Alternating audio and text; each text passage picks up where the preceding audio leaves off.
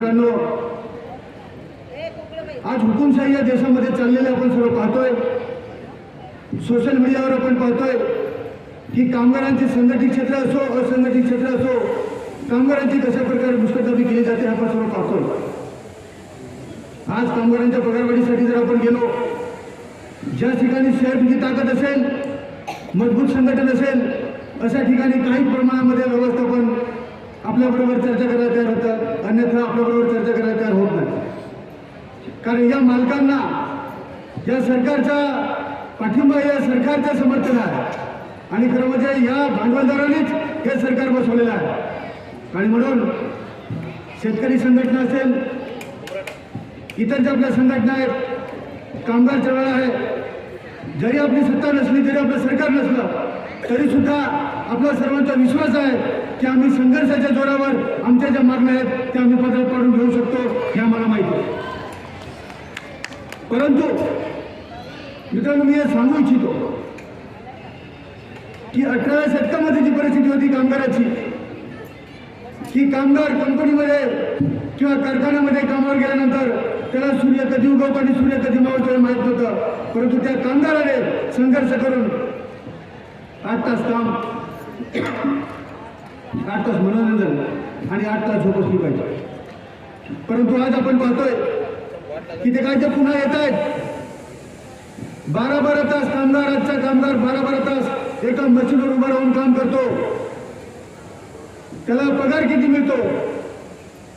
फक्त त्याचं कुटुंब महिन्यातून कसं तरी आपला उदरनिर्वाह करून, आपल्या कुटुंबाचा उदरनिर्वाह करून तो उभा राहील एवढा त्याला पगार दिला जातो।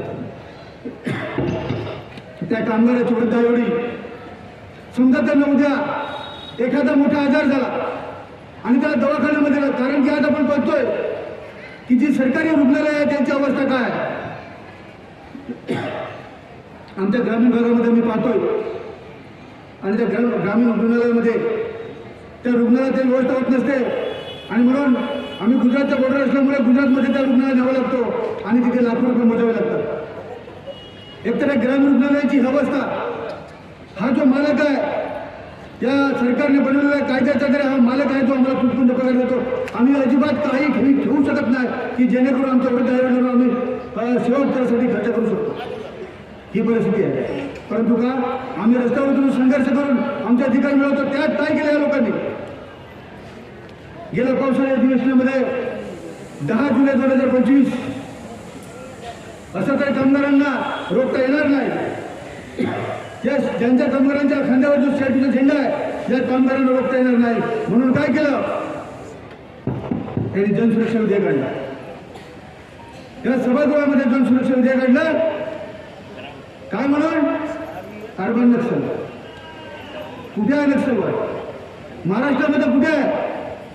या सभागृहामध्ये बिल मांडत असताना या राज्याचे मुख्यमंत्री देवेंद्र फडणवीस साहेबांनी हे जेव्हा बिल मांडलं तेव्हा त्यांनीच उल्लेख केला की आता थोडाफार कुठेतरी 1-2 तालुक्यांमध्ये थोडासा राहिलेला हा नक्षलवाद। मग हे बिल कसं आणलं? हा फक्त त्यांचा दिखावा आहे।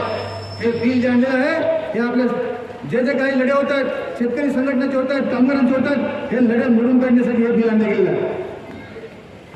आता खरं म्हणजे त्या सभागृहामध्ये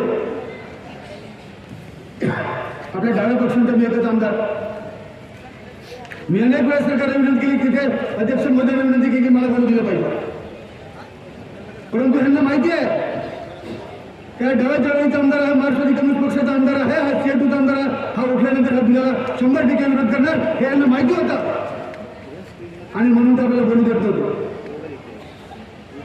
मला वाटलं होतं की महाविकास आघाडीचे त्या ठिकाणी असलेले आमदार ह्याला विरोध करतील।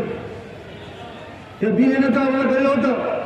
ते बिल येण्यापूर्वी मी इतर आमदारांना भेटलो की हे बिल येत असताना आपण विरोध केला पाहिजे। मला अनेक आमदारांनी सांगितलं की नाही निकोल आपण विरोध केला पाहिजे, नाही तर इतिहास आपल्याला नटेल, अशा प्रकारचे मला आश्वासन दिलं गेलं। पण जेव्हा सभागृहामध्ये जेव्हा बिल मांडलं गेलं एकाही आमदाराने विरोध केला नाही।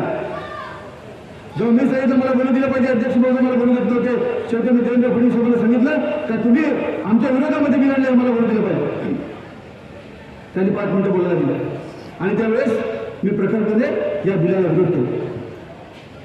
त्यानंतर राज्यपालांकडे आपलं शिष्टमंडळ गेलं आणि राज्यपालांना सुद्धा आपण त्यांना विनंती केली की ह्या बिलावर आपण कोणत्याही परिस्थितीमध्ये स्वाक्षरी करता कामा नये.